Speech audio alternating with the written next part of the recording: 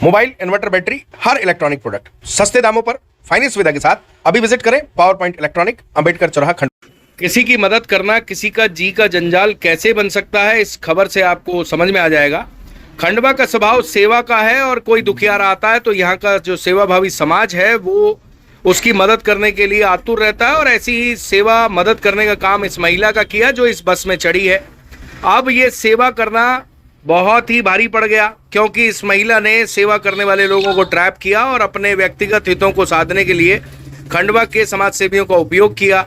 मामला मध्य प्रदेश के खंडवा के कोतवाली थाने का है, जहां पर इस महिला जिसने कहा था कि उसका पति उसे बस स्टैंड पर छोड़कर भाग गया, ये कहकर समाज सेवियों की उसने मदद ली, लेकिन कहानी कुछ और निकली।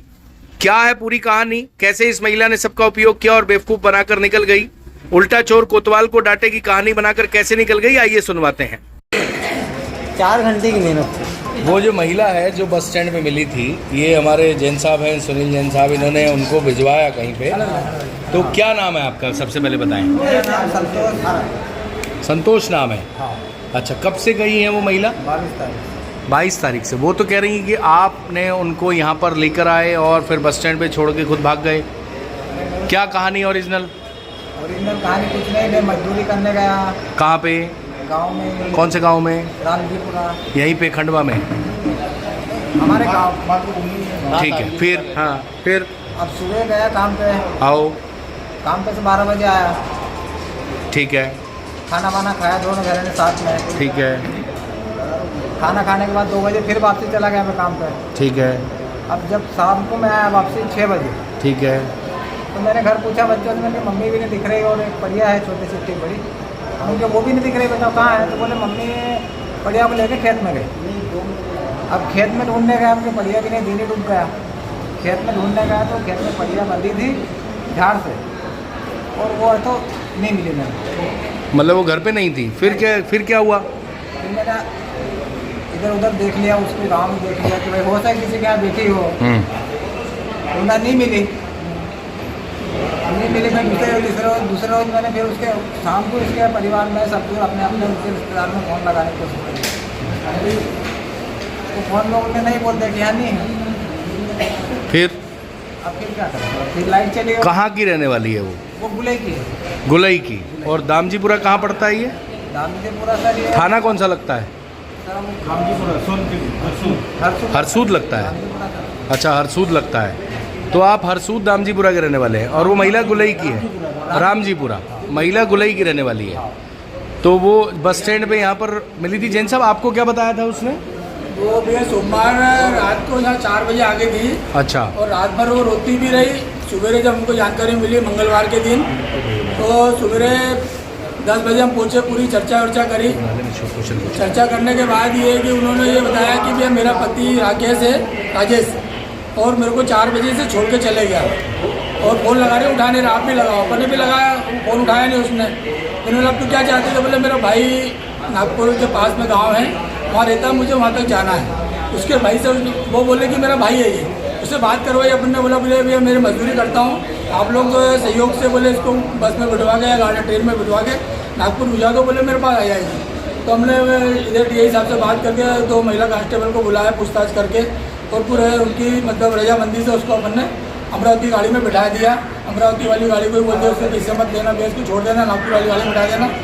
मैडम ने भी यहाँ पे जो है उसको भी सहायता जरूर 500 रुपये दिए। वो बोल भी रही थी मेरा उपास से कुछ खा भी नहीं रही थी, बड़ी मुश्किल से केले और चाय हमने पी, और उसके बाद हमने यहाँ से उसको अमरावती रवाना कर दिया।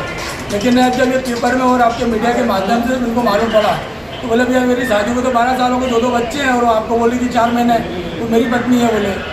तो अभी आज इनको बुलाया गया खटवा की, भैया आओ साइबर से अपन उसके ट्रेस करते हैं कहाँ है, और फिर आज SP साहब को आवेदन देके और उसकी पूरी पूछताछ वापस कर रहे हैं कि भाई क्या मामला है, क्यों चली गई, क्या है। इधर आओ, आप ये बताओ आपको क्या लगता है वो कहाँ गई होगी? वो नागपुर में रहता है क्या? उसका कोई भाई रिश्तेदार रहते हैं कोई? तो कौन हो सकता है वो? बात करती थी क्या किसी से? शादी को कितने साल हो गए तुम्हारी? 10-12 साल हो गए सर। मेरा लड़का 5वीं पढ़ रहा है। अच्छा। अच्छा। छोटा तीसरी में। अच्छा। तो तुम्हें ऐसी शंका तो नहीं है कि कहीं किसी और के साथ चली गई हो? सर अब एकदम कैसे अपन किसी के ऊपर लाछन लगा देते, किसी के साथ भटके गए। हाँ हाँ हाँ, ठीक बात है, तुम्हारी पत्नी भाई है आप वो। मेरे घर वाली है, 12 साल ठीक अच्छी रह रही थी अच्छी वो, रह रही थी। तो फिर क्या हुआ होगा ऐसा अचानक उन्होंने आपको बोला कि अभी इतना टाइम हुआ शादी हुए, मेरे को छोड़ के चला गया? तो ऐसा तो नहीं कि सही में तुम छोड़ के चले गए और खबरें देख के तुम डर गए और आ गए हो, ऐसा तो नहीं है? अगर ऐसा होता हाँ तो 12 साल में उसको नहीं लगता। और फिर मेरे घर 2 लड़के हैं, उन्होंने रिपोर्ट लिखा है और मैं रिपोर्ट ये देखो। गुमशुदगी दर्ज करा दी थी तुमने? ठीक है, गुमशुदगी कब दर्ज कराई आपने? ये सर अब तारीख तो मालूम नहीं सर, पर 26 को कराई। 26 को भी मतलब चली गई और वो कौन सा दिन था जिस दिन गई? वो किस दिनांक को भेजा हमने? वो अपन ने परसों भेजा। परसों मतलब लास्ट हो मंथ गया, कम से कम 14-15 दिन 15 दिन हो गए। 14-15 अच्छा दिन बाहर ही रही वो। ओ बाहर रही और फिर खंडवा आई। चलिए ठीक है, अब आप कहाँ पे आए हैं? मैं यहाँ खंडवा आया हूँ। कोतवाली थाने में। हाँ तो आप अब यहाँ लिखा पढ़ी करा रहे हैं पूरी। आपका क्या नाम है? संतोष और वो मैम आपकी पत्नी का क्या नाम है? रुकमणी। बच्चा भी है क्या? रुकमणी है सर। सुखमणि। बच्चा भी है क्या आपका साथ उनके? नहीं, अकेली गई हैं? ठीक है, 2 ही लड़के मेरे पास। ठीक। AC, cooler, fridge, deep freezer, inverter, mobile सब मौजूद है अंबेडकर चौराहे के सामने। पावर पॉइंट इलेक्ट्रॉनिक, सभी प्रोडक्ट वो भी रीजनेबल रेट पर। एक बार जरूर विजिट करें।